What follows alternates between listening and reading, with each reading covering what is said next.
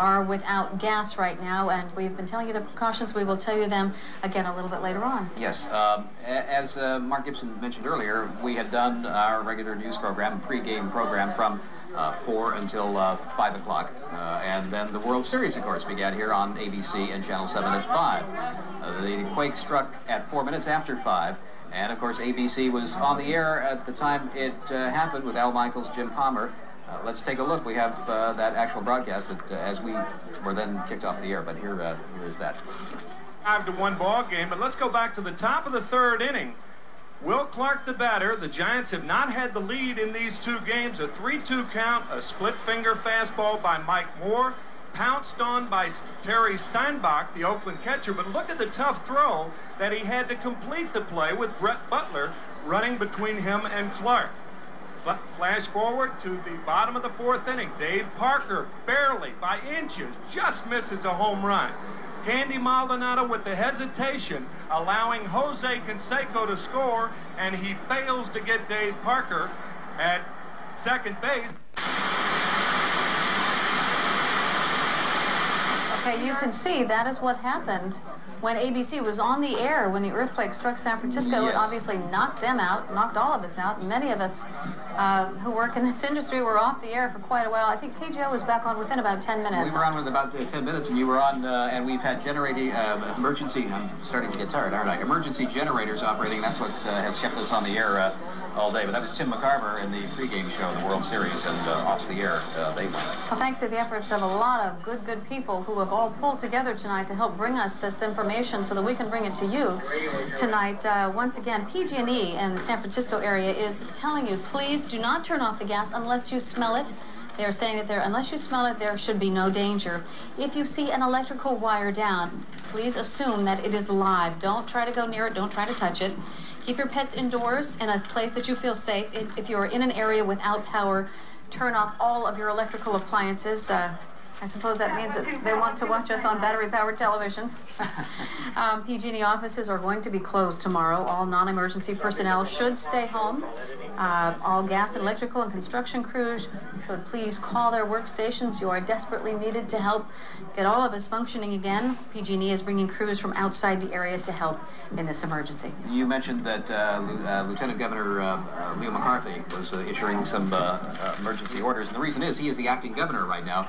Governor Dugmajian is in Frankfurt, West Germany at a trade show. I believe at this hour he is headed back to California to oversee this major earthquake and results in the cleanup here in Northern California. Okay, now I don't know if we have time to once again show you some remarkable videotape that was taken by family tourists coming in. Pete Wilson is giving me the okay, yes? Yes? No, do we have time to show that tape? To somebody else. I'm sorry. Okay, Thomas and Debbie Kelly of Oklahoma City, they came within a few hundred feet of that horrible disaster on the Bay Bridge tonight. They were on the lower deck of the Bay Bridge coming into Oakland. They and about 100 other drivers were apparently misdirected onto the upper ramp heading toward the big hole that was created when the upper deck fell. They had their home video camera rolling, and they kept it rolling as the car in front of them plunged into this crack that was created by the earthquake. We're going to show you some raw videotape that was taken by this couple, and then a replay of their own appearance in our newsroom a little while ago. The Oakland Bay Bridge, just a little bit after the earthquake, they sent us down here, surprisingly, in the wrong direction. There's another car. Gosh! That could have been us, but... Yeah, that could have been us, but we just turned around. Thomas, we need to go down there and help. This is the video that you actually shot. Thomas, Debbie, can you tell us what we're seeing here? Now, you're right at the front of this. Yeah, we are. We came up on it, and then we turned around. We saw the break in the bridge, and we turned around, and I pulled out the camera when we saw this. Look at this. Oh, my gosh. And that was my reaction. Oh, my gosh. And I just froze. We couldn't believe it. All right, now, you could see the break at that point. Yes, we had just turned around. We were sent up there with about 100 other vehicles, and it was sort of mass confusion when we got to this break. But these two cars were quite a ways back behind the rest of the group. Thomas, you say you were sent up there. Were they already aware of damage? We understand the first street. Here's the slow motion which we've put together of this car going off the edge. You were given permission to go up there. It was a mistake. They sent about 100 cars by mistake. Told us to turn right at the bridge. Turn right and go across. So, and when we saw it, we decided this is not what we need to do.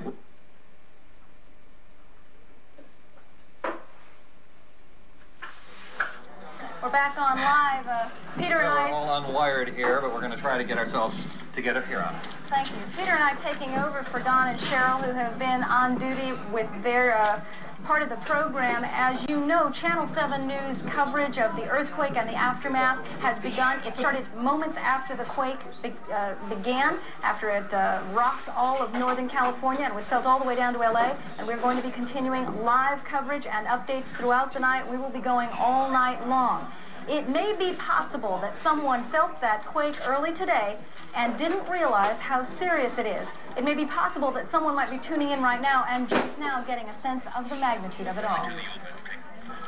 What we're going to do now is to deal with this as though this were our regular 11 o'clock newscast, because we know a lot of people who are perhaps just getting the power back on again will look for us at this hour expecting to see an update. So we will begin at the beginning. We'll be going over information again and again.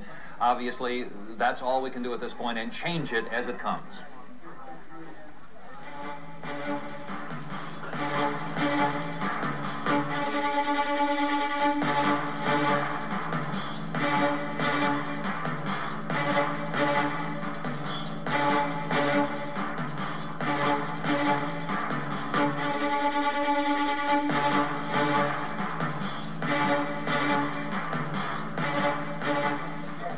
Clearly, the Battle of the Bay is now the Battle of the Bay Area to cope with a major, devastating earthquake that rocked California at just after 5 o'clock.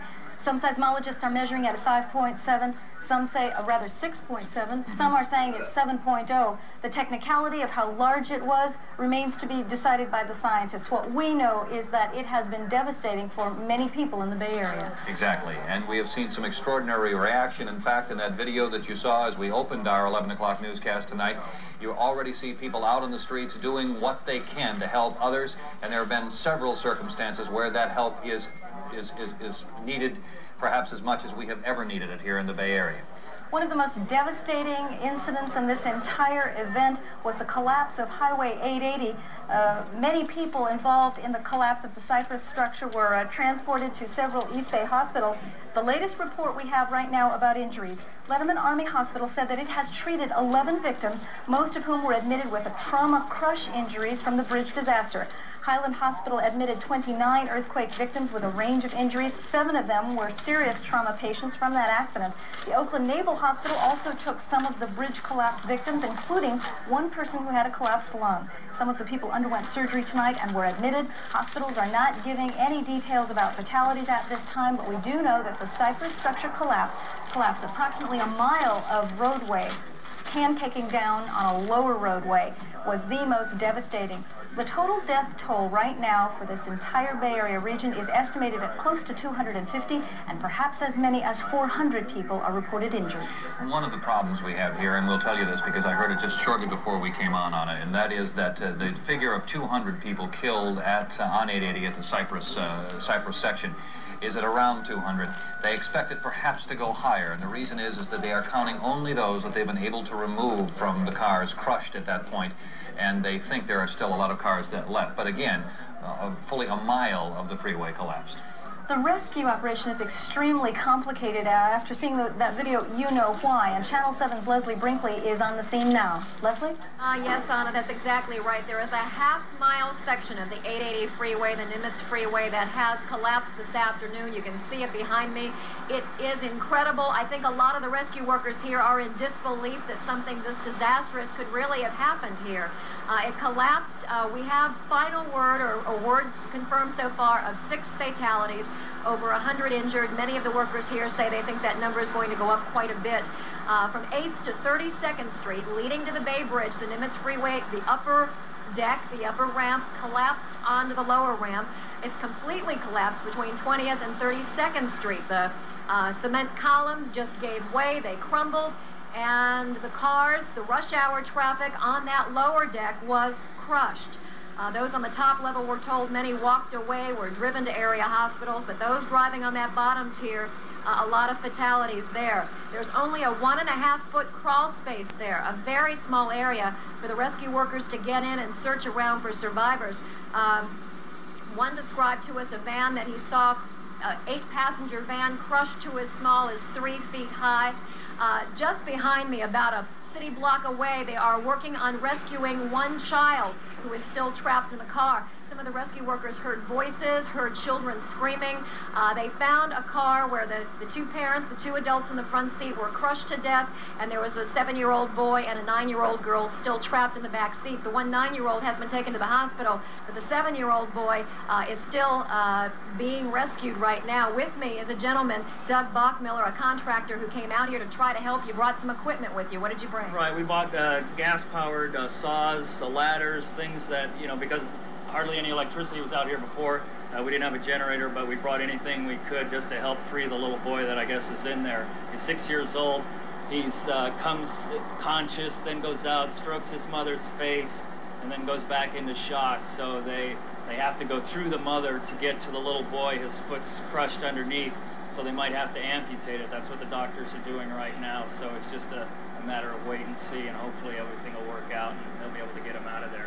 That's one tragedy in the midst of many here. As far as trying to lift some of these ramps and get through to the cars that are still trapped, we understand there may be as many as 20 cars crushed beneath this one section. How long might that take?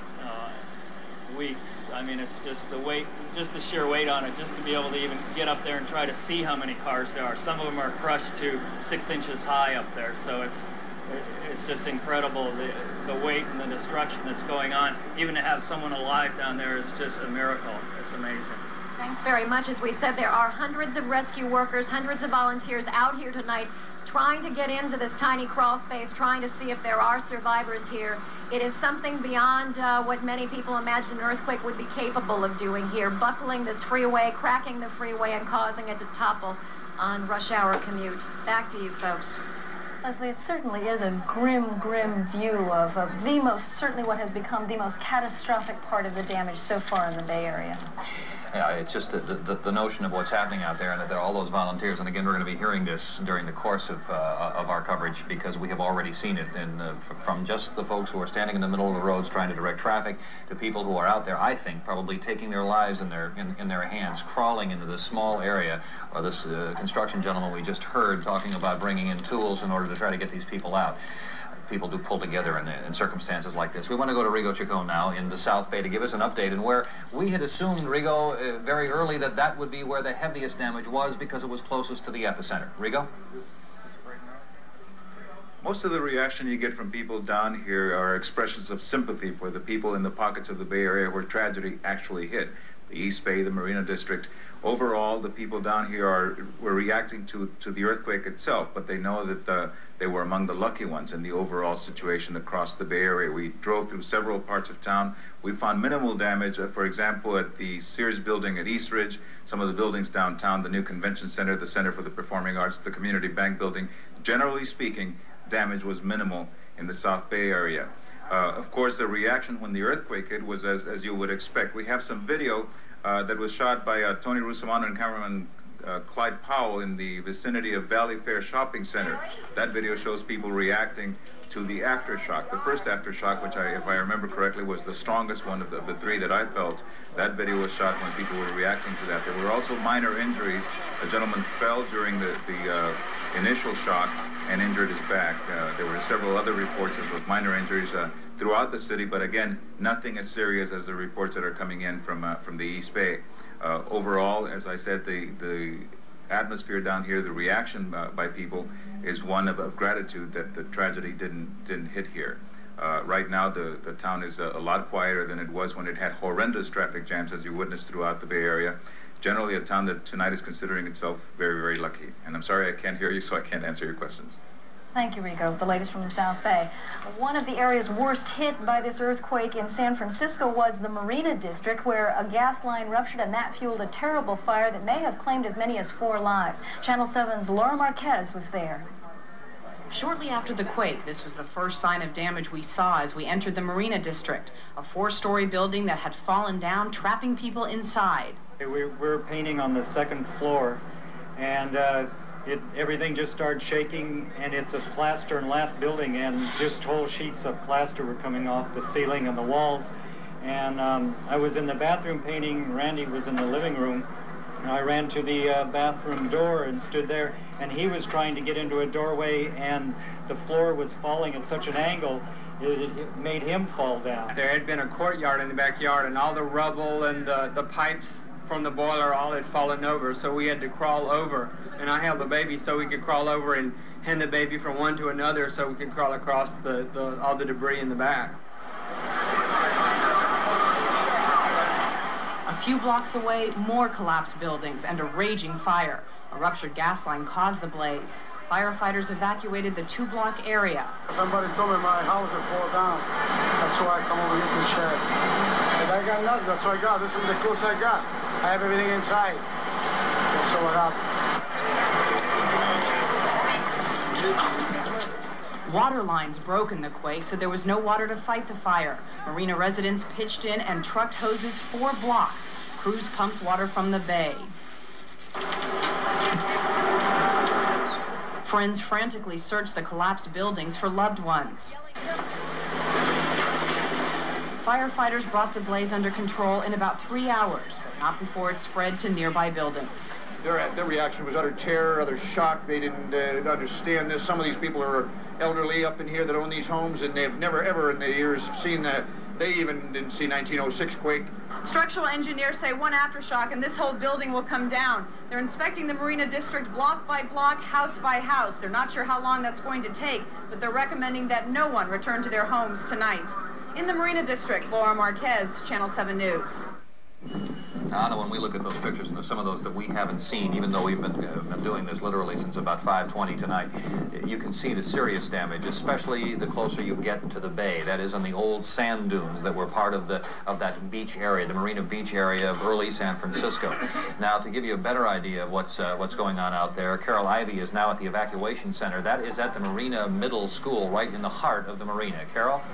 Pete, I'm in the lobby here at the Marina Middle School. It's at the corner of Chestnut and Fillmore, only about a block away from where Laura described that terrible devastation.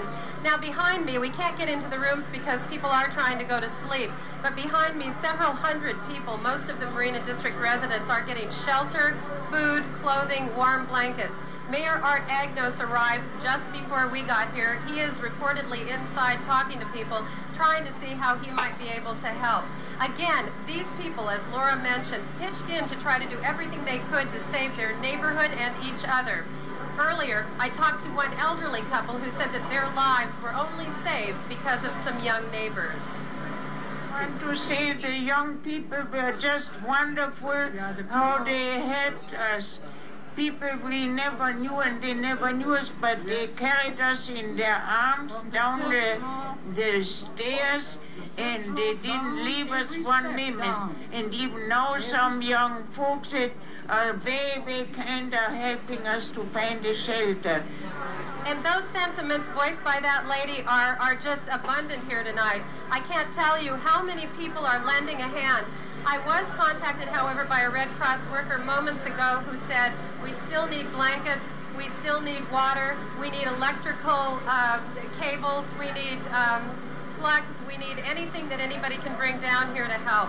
Again, if you can help, please don't come down to get in the way, but if you can help with blankets, clothing, any kinds of things of that sort, you can come to Chestnut and Fillmore. These people don't know when they'll be able to go home. Incidentally, many of these people did not lose their homes, but had to leave because of gas leaks. There were, of course, the terrible destructions of the buildings here, at least 3 fatalities, we are told. But again, many of these people are not sure when they can go back because of gas leaks. There are many different religious groups helping out here, and you're looking right now at some of the people who are waiting for help. Upstairs, the rooms are filled. There are children sleeping. Some people even brought along pets. Again, I guess until you come down here, you don't realize how incredibly devastating this earthquake was and how many lives were affected. Pete, if anybody out there can help here in the Marina District, this is the place to come. Well, Carol, you remind us immediately that we're going to begin giving an address now, a very simple address, that is Channel 7. We'll give you a 900 Front Street address. We'll call it the San Francisco Earthquake Fund, but we will see, as we did with the Mexican earthquake, that the money goes to the Bay Area in general. So if you want to bring blankets in and food supplies and so on to specific areas, that's wonderful. But we'll also try to set up a monetary fund to help a lot of these people get back on their feet. And as you can see, in the Marina District, really, we've been there. We can't get out to all the areas. We're sure there is a lot more devastation out there that we haven't even begun to calculate as yet. So, San Francisco Earthquake Fund, Channel 7, 900 Front Street, San Francisco, and I think we're using 94111, so that's the zip code there. We've also got a list of the other shelters, because people around the Bay Area might want to take note of these addresses. The American Red Cross, during times of disaster like this, need those kinds of supplies. They need bottled water, they need blankets, and all of the things you can think of that families would need if they could not be in their homes for perhaps a couple of days. Take a look at the screen. In San Francisco, the Moscone shelter is at 3rd and Howard Streets. Use the main entrance if you're dropping off supplies. The Marina Middle School is where Carol Ivey just brought us that incredible story of neighbors helping neighbors. That's at 3500 Fillmore Street. The St. Ignatius School in San Francisco at 37th Avenue and Pacheco. We also have some addresses for the East Bay in Oakland, 2111 East 14th Street, and the public information line for Oakland. If you have questions about help, 273-3856. All right. Marty Gonzalez is now in the East Bay, of course. He is our East Bay Bureau Chief, and he is at the Alameda County Emergency Services building there. And Marty, we've heard a little from you tonight. We've been in all of the other areas. Can you give us an idea of what's happened there? Luckily, it has not been as bad in the East Bay, throughout the East Bay, Alameda, Contra Costa counties, as it has been in San Francisco. We were throughout Berkeley and Oakland throughout much of the evening. There are some instances of damage to buildings, fallen glass, fallen facades of buildings. But luckily, what we're finding out is that no major injuries. Of course, we are not counting the Cypress section of the freeway. When you talk about that, then you're talking about some major damage, obviously some fatalities. And the people here at the Office of Emergency Services are saying about 100 people, they believe, died when that part of the freeway collapsed. That is what we're hearing officially from them, but they are saying it is very tentative at best, and that it could go up to 200 people. They just don't know right now. Their best guess right now is 100 people.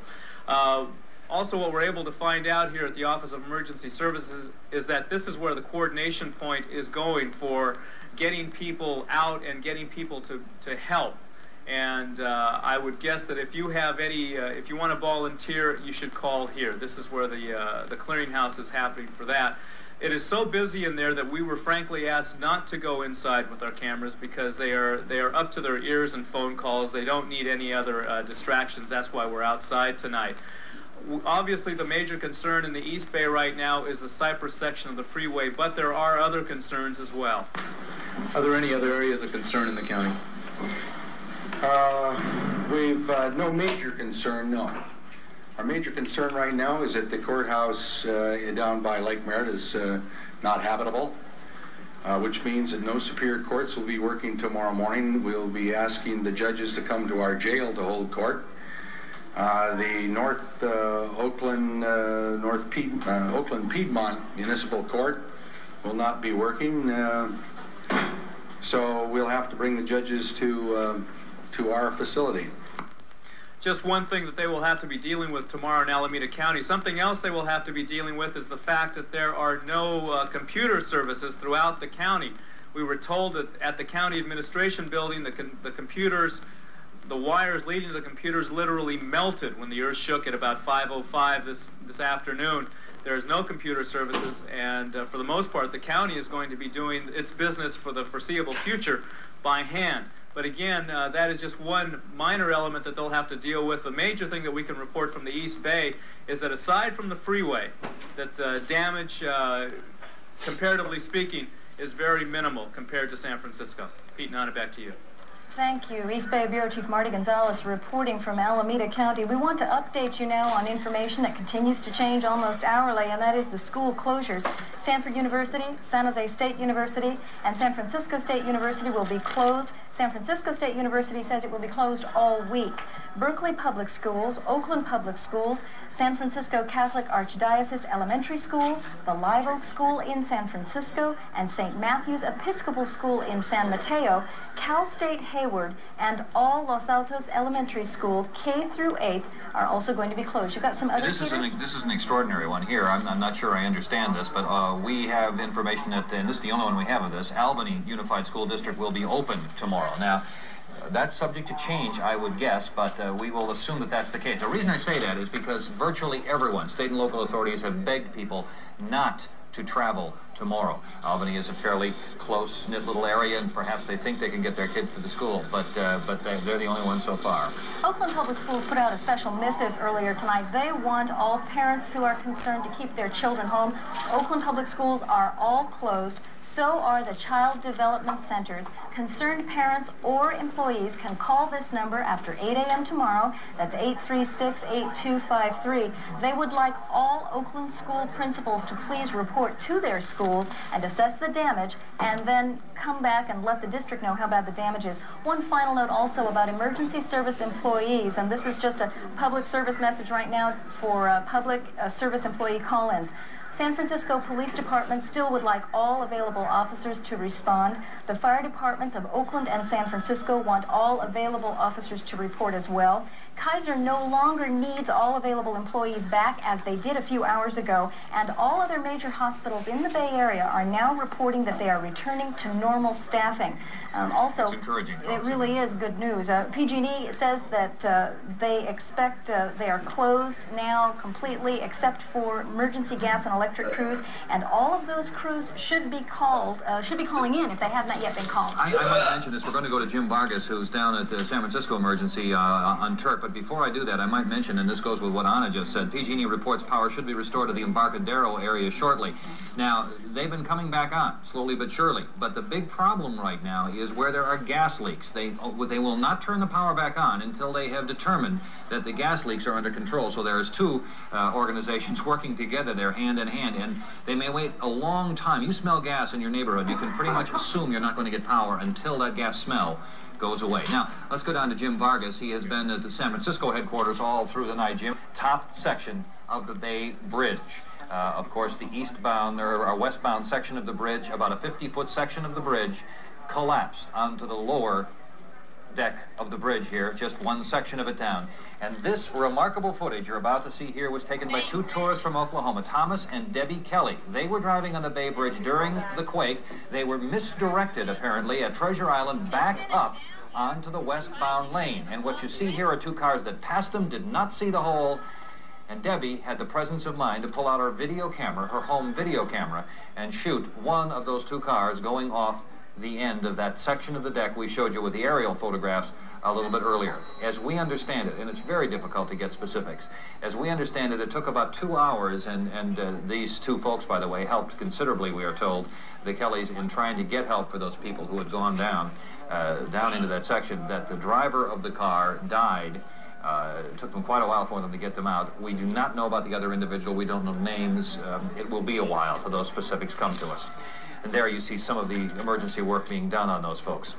One of the most surprising things about this was that they told us that they had gotten onto the bridge, the earthquake shook, they were on the bottom level of the bridge and had been redirected to drive. It must have been a mistake, it was clearly an accident. They were redirected to drive back on the dangerous portion of the bridge. And that's when they saw cars speeding ahead of them as if they had no idea what they were driving into. It is clear that the authorities did not know that that section of the bridge was out. The traffic, for whatever reason, had been completely stopped, probably at the toll booth and then down below at First Street, where we suspect there had been damage earlier, and we'd had the first reports. We also had something, the strangest part of this whole thing, perhaps at the outset, was that much of the city, much of the area, much of the country was concentrated, their mind's eye on the Bay Area because of the Battle of the Bay, the World Series game, which was about to start. 60,000 fans in their seats waiting for the beginning of the World Series game when suddenly, and I was outside just finishing our 4 to 5 o'clock segment, when suddenly everything began to shake. And of course, though no one knew it at the time, the World Series was over, at least at that point, for at least the next, we assume the next couple of days because of the kind of damage. We can tell you Candlestick was not severely damaged, though there was clearly some crack damage and so on, and there were some injuries there. We believe a couple of them heart-related, but a couple people tripped and fell and so on.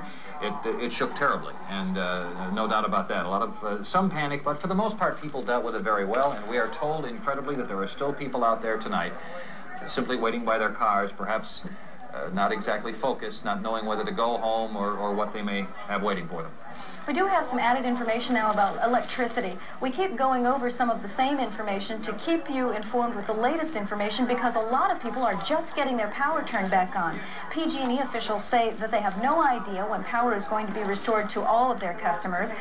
Police ordered them not to turn the service on until they've made sure that there is no danger of fire and explosion. So even though they may have power in some areas, it won't be switched on until it's completely safe. Right now, there's an estimate that perhaps as many as 100,000 power customers are without gas or power statewide, and PG&E has the following recommendations. Don't turn off the gas unless you smell it and unless you know how to do that. If you're not sure about how to do that, you can consult the instructions in the beginning of the white pages. It's a separate section of what to do in case of an earthquake. And also, they say if you see any electrical wiring down, please presume that it's live. Don't touch it. Don't come in contact with it. Right. Again, we will tell the folks, those few of you out there who are watching us tonight on portable television sets with their own power systems, that if you still have no power, it is suggested you turn off everything in the house that may have been on. I mean, talking about lights here, appliances, everything, because if the power comes back on suddenly, there could be a power surge, and then we would have twice the problems we had before. Another note, because PG&E is a major employer in the Bay Area, this is to those who work for PG&E and in their offices. All non-emergency personnel should stay home tomorrow. All gas and electrical and construction crews should phone their workstations, and PG&E is bringing in crews from outside the area to help with the emergency. So if you work for PG&E, don't go to work tomorrow. If you're part of a work crew, check in. And we ought to mention BART as well. As we've been telling you, state and local authorities have asked people not to travel tomorrow. Unless you're one of the groups mentioned here, police, emergency service vehicles, elevator mechanics, and so on, do not go to work. We're being told that. Your company, the bosses out there might be upset by us saying this, but this is what authorities are telling us. They understand what the situation is. But BART and the other general transit services are in roughly this set of circumstances. BART shut down almost immediately in most sections. But that was to check tubes, to check the elevateds, and so on. They did find elevated damage in many areas. They're trying to restore some of those, but BART will not be operating its tubes or most of its system until it is assumed early morning, and they, we are told, may in fact hold off on that, depending on what the State Office of Emergency Services tells them. We've got a quick rundown now of transportation in the Bay Area. We want to let you know the status of the bridges and the transportation infrastructure. These are just some basic road closures. The Bay Bridge, of course, closed. The 280 extension from 6th Street at Brandon from 101 is closed. The Funston Tunnel has only one lane open. Northbound 85 at Highway 101 is closed. Southbound 280 from El Monte to Foothill Expressway. And finally, to get past the closures on Highway 17 at Saratoga and Scotts Valley and at Granite Creek, you have to have ID that proves that you live in the area. I'll just very quickly tell you this because we may do something very suddenly here, and that is we may be joining Nightline live. We will continue with our coverage, but Nightline will be joining us, and you may hear Ted Koppel actually talking to us here, and we're going to go back through some of this information for purposes of Nightline. So that's where we stand at this hour, a rough estimation of how things have gone, how emergency services have kicked into effect and have been working all through the course of the night. And we'll have a number of other reports during the course of this next few minutes. We are now being joined by Nightline. Certainly now the rest of the nation that was watching San Francisco's Bay Area for the Bay Bridge series, the Battle of the Bay, is now watching us as we try to cope with an absolute disaster. Yes.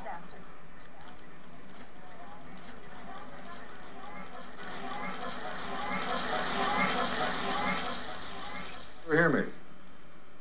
Ana Chavez, can you hear me? We just heard the tail end of that, Ted. Yes, we did. So we do have time. All right. Well, we're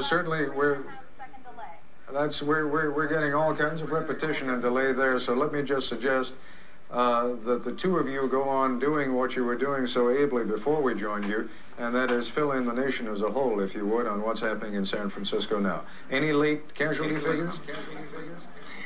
What we can tell you, Ted, is that, and these are very rough estimates, they've been coming in very slowly to us during the course of the evening, that we're at about the 250 death level. These are rough estimates, and we expect them to go higher, but we're finding that most of the deaths are connected, are happening in very specific, small areas of major concern. We're not finding a lot of injuries or death in outlying areas. This is the worst example of that. This is a section of the freeway in the East Bay near Oakland. This section of freeway, perhaps a full mile, collapsed like a pancake. Emergency crews poured into the area and tried to make the very best of the situation by using volunteers in the neighborhood. They all came and saw the same thing. Two slabs of concrete at points compressed to perhaps within 6 inches of each other. Estimates that perhaps 250 people had been killed underneath and 400 injured. Right now, rescue crews are still on the scene. This video was taken just moments ago. And people are trying to get to those few victims who may, in fact, miraculously, still be alive. We've heard a report that a 6-year-old boy is trapped inside of a car, and that through the 6-inch crawl space, people are talking to him. Periodically, he comes in and out of shock. He strokes his mother's cheek and then passes into unconsciousness. The extraordinary thing, Ted, and we're finding this for all the rest of you in the country, that we're seeing the same thing that happened here in 1906 is happening again, that hundreds and hundreds of people are out in the streets directing traffic, helping fire departments move hoses into certain areas, and in this case, the area of that collapse, they're literally in there with their own tools, crawling in a 3-foot crawl space that is that collapsed freeway, trying to pull those people out, and it's been going on now for several hours. Ted, I'm a native of the Bay Area. I've lived here my whole life, and I've been through a lot of earthquakes. This one was different than anything I've ever felt here. It was a sharp jolt. I was standing in the middle of a street. It actually looked like it jerked very suddenly and very abruptly. And I saw a 2-inch crack, or about an 1.5 inch crack, just zip down the street. People flooded from their buildings, from their office buildings, from restaurants, into the street. Some of them took it lightly at first, not fully realizing the devastation. The very first report, now I don't know, Ted, if you filled people in on this at this point, but the epicenter of this earthquake is about 100 miles to the south in the Santa Cruz Mountains along the San Andreas Fault. We have had very difficult time getting any information out of that area tonight. Now our own Tony Rusomano is live in Santa Cruz now to give us some notion of what's happened. This is our first report from there. Tony? Pete, this town of 40,000 is about 10 miles from the epicenter of the earthquake. You would expect the damage to be severe here, and it is. The downtown section of Santa Cruz is basically gone. All the old brick, unreinforced buildings have collapsed. This is a department store called Ford's. It collapsed. The second story came down into the first floor, trapping several people inside. At least 3 people are known to have died here on the mall, perhaps 12 to 14 total in Santa Cruz. Authorities do not have a final fatality figure. Many, many other people are injured. Power has been out for several hours. The local power company says we should expect power to be out here for 3 days at least. People are camped out on their front lawns and will be sleeping on their lawns tonight as aftershock after aftershock continues to roll through this area. At one large retirement home, people in wheelchairs and crutches are sleeping in the parking lot rather than stay inside their old home. The problem here is unreinforced buildings. The second and third floors of these buildings have been vacant for some time because of the fears of earthquake damage. When the earthquake did hit, it was the people who were inside on the first floor who bore the brunt of that damage. Pete? All right, Tony, that is your area down there. You've been all over it, we assume. Can you tell us how far this extends out, this kind of damage? So much of Santa Cruz is older buildings like this. Well, we can talk about Santa Cruz and Watsonville. Excuse me one second. I'm having a little problem with my earphone. Santa Cruz, Watsonville, the areas further south are all getting this sort of damage in these older buildings. Santa Cruz itself is virtually isolated. It took me 5 hours to get here tonight on a drive that is normally 3 hours. Most of the roads in or out of Santa Cruz are blocked by boulders falling on the highways and giant redwood trees closing the highways. Highway 17, Highway 9, Highway 1, there's a bridge out. There is one bridge here in Santa Cruz, the Riverside Avenue Bridge, that has moved 20 feet. Pete? All right, Tony, thank you, and we'll be back to you as soon as we get the first opportunity. We have more now at a place that will be familiar to a lot of people who travel through this city. Certainly. Just about everyone who comes through San Francisco has landed at San Francisco International Airport. Channel 7's Frank Crocker was on the scene for the airport that was closed. who were supposed to be flying out of here wound up sitting put on curbsides away from the main terminals. From air travelers to earthquake evacuees in an instant. Many were from outside the Bay Area and strangers to this type of natural phenomenon. And their first earthquake was a shocker. The terminal just started shaking violently, real bad. The ceiling started collapsing in places. The floor started moving back and forth. It was just incredible. You were all evacuated then? We just ran for an exit. And inside the airport buildings, the damage reflects the stories of the passengers. Ceiling panels down everywhere. Pools of water from broken pipes. Electronic arrival departure screens still showing the signs of the quake that closed this major airport. We're concerned about aftershocks. I think if we don't experience any aftershocks and can move forward fairly crisply, we would hope to start accommodating flights sometime tomorrow morning. Well, that's the report from the airport, but that again is minimal damage compared to what we thought had occurred out there earlier today when we had the difficulty with communications. Let's now go out to... All right, we're going to go, and you have to move with us here as we're changing moment to moment. But what we want to show you is some video taken, really the first aerial video we had that indicated just how bad this was today. And this is the Bay Bridge, the main east-to-west artery, the bridge artery from San Francisco to the East Bay. This is the westbound lane, the upper deck of the Bay Bridge. 50 feet of that bridge collapsed. You see one section of it, or one end of it, collapsed onto the lower deck, trapping people below. And this next bit of video, remarkable footage, taken by two tourists, Thomas and Debbie Kelly. They were from Oklahoma, and they were traveling on the lower deck of the bridge, that is eastbound, when they were stopped at Treasure Island following the earthquake, and along with about 100 other cars allowed to go to the upper section and back in the same direction towards San Francisco. And this is what they saw in the far lane. That car hit that open chasm in the bridge and fell. What ensued, with these people helping, was a 2-hour battle to try to save the lives of the two people in that car and another car that had gone over earlier. They finally did get them out. Unfortunately, one of the people, as we understand it, did die. Here you see some of that emergency work. Again, that's home video taken by two people who quickly pulled out their cameras. John and I, just to reiterate, those areas of major damage, a section of the 880 freeway called the Cypress Structure, where the major part of the collapse and unfortunately most of the deaths occurred. Channel 7's Leslie Brinkley is standing by live on the scene.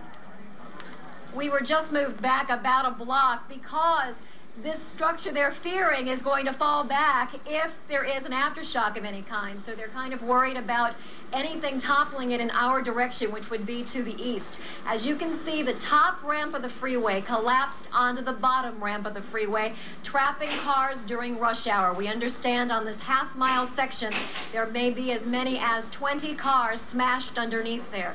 They have been able to crawl through a space about 1.5 feet wide and have found some survivors, very few though.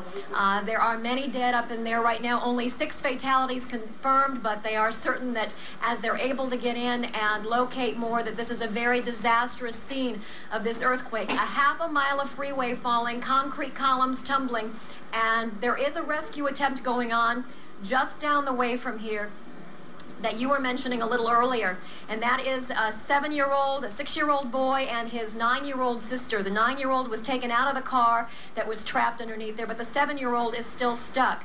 The freeway collapsed onto their family's vehicle. The mother and father in the front seat were killed. The little boy was trapped in the back seat, and they're still working diligently to get him out of there. It's been 4 or 5 hours since they first found him. There are voices coming from some of the vehicles on that lower ramp of the freeway, and there are hundreds of volunteers, rescue workers, fire departments here doing what they can to try to locate those voices and try to get in and save as many folks as they possibly can. Back to you. All right, Leslie, thank you. Again, we've been getting these reports all through the course of the evening from reporters who've been out there trying to get at the specifics of the damage done here. Ted, we'll throw it back to you and tell you that the Red Cross is already taking what they can from people who want to help out here. And I think you've seen in the last few minutes that just like the folks on the East Coast did after Hurricane Hugo, we need the help. We need the help. We need the help. John and Anna, you and all the reporters out there are doing a remarkable job in pulling all of this together. When we come back after a break, I hope we're going to be able to find out a little more specifically about what's happening to the services in San Francisco and to some of those fires that we heard about earlier. We're going to take a break now. We'll be back. We're just tuning in. They're estimating that it is a 7.0 earthquake. It was felt from the San Fernando Valley in Los Angeles all the way up to Sacramento. And we should say east to Reno, Nevada, and in fact some people reported actually feeling a shake in Utah, and that's a long way away. We've covered some of the devastation that you saw along the 880 freeway and reports from the South Bay of some minor damage, but the most serious problem in San Francisco occurred in the Marina District, the scenic area near San Francisco's Golden Gate Bridge, and it happened when a gas line ruptured, and the fire that resulted from the gas line explosion or the rupture of the gas line may have claimed as many as 4 lives. Channel 7's Laura Marquez was there. Shortly after the quake, this was the first sign of damage we saw as we entered the Marina District, a 4-story building that had fallen down, trapping people inside. We're painting on the 2nd floor, and everything just started shaking, and it's a plaster and lath building, and just whole sheets of plaster were coming off the ceiling and the walls. And I was in the bathroom painting, Randy was in the living room. I ran to the bathroom door and stood there, and he was trying to get into a doorway, and the floor was falling at such an angle, it made him fall down. There had been a courtyard in the backyard, and all the rubble and the pipes from the boiler all had fallen over, so we had to crawl over. And I held the baby so we could crawl over and hand the baby from one to another so we could crawl across all the debris in the back. A few blocks away, more collapsed buildings and a raging fire. A ruptured gas line caused the blaze. Firefighters evacuated the 2-block area. Somebody told me my house would fall down. That's why I come over here to check. And I got nothing. That's what I got. This is the clothes I got. I have everything inside. That's what happened. Water lines broke in the quake, so there was no water to fight the fire. Marina residents pitched in and trucked hoses 4 blocks. Crews pumped water from the bay. Friends frantically searched the collapsed buildings for loved ones.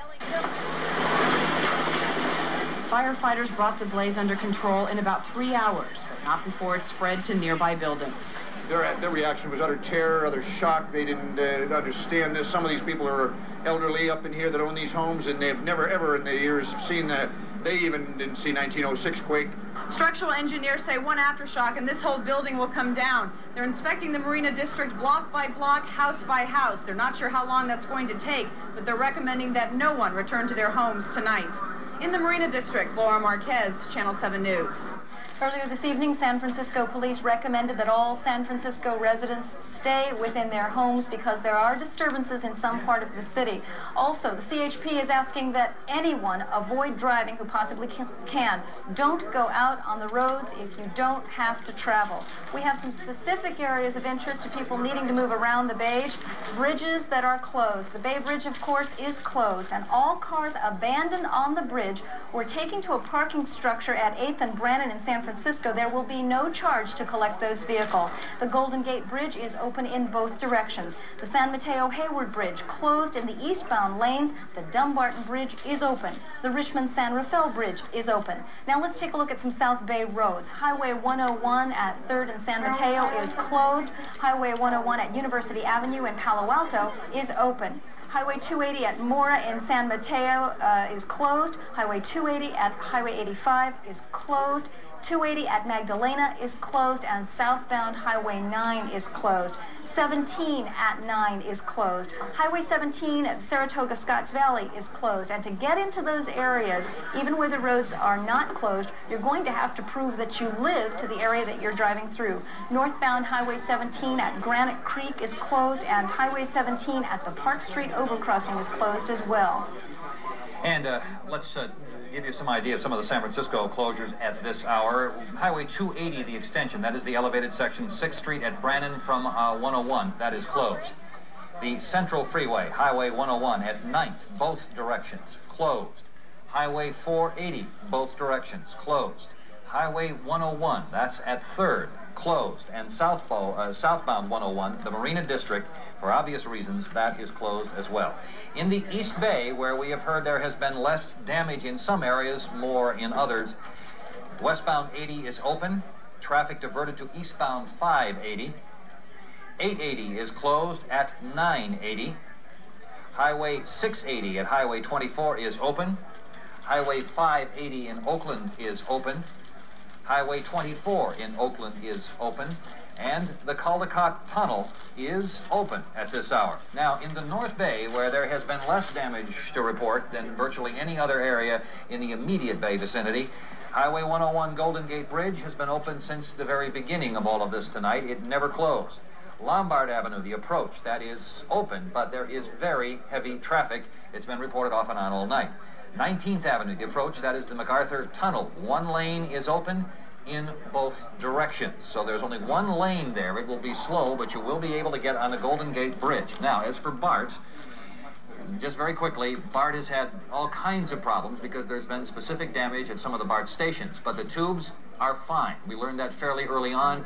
BART is trying to open things bit by bit, and they expect to have some operation going by early or mid-morning. But again, they'd rather not have people use BART or any other mode of transportation to get to work tomorrow. That is a broad suggestion. And also, when the quake hit, at the beginning of the commute hour, hundreds of people were evacuated safely from the stations. The train that was stuck underground in the tunnel was brought to the Embarcadero station, and everyone got off safely. We have a note now, and this sort of relates to what we were saying earlier about reports of some disturbances within the city. Apparently, several hundred National Guard soldiers have been mobilized, and they will quickly be put in stations where homes have been left empty because people were uncertain either about the gas leaks or about the structural safety of their buildings. Right. You get reports of remarkable things happening, people helping, as we have talked about all night, and then you get the other kind of people, and we're going to have to expect that as well. In fact, very early on, the National Guard units and some soldiers as well at Fort Ord were asked to get involved in all this. And we have introduce you now to a guest who's joining us in the studio live. And this is Sergeant Fred Bowe from the CHP. How are you, Sergeant? Can you give me a rough idea of what the situation is like for you folks tonight, and suggestions for people and who want to travel, who may not have gotten home yet so far?